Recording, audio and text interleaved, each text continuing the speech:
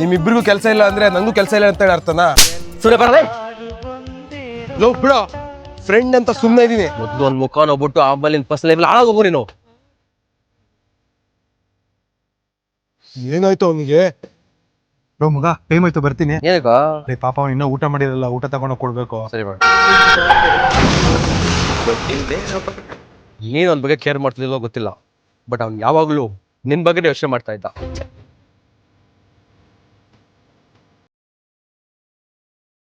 ಬೇಕಾದ್ರೆ ನೀನ್ ಮುಚ್ಕೊಂಡು ತಿನ್ನು. ಇರ್ಲಿ ಬಾರಪ್ಪ.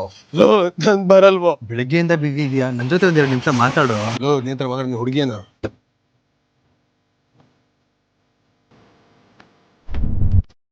ಬದುಕಿದ್ದಾಗ ತೋರಿಸಲಾಗಿದ್ದ ಪ್ರೀತಿ ಸತ್ಮೇಲೆ ಕಣ್ಣೀರ್ ಹಾಕಿ ಪಶ್ಚಾತ್ತಾಪ ಪಟ್ರೆ ಏನ್ ಪ್ರಯೋಜನ?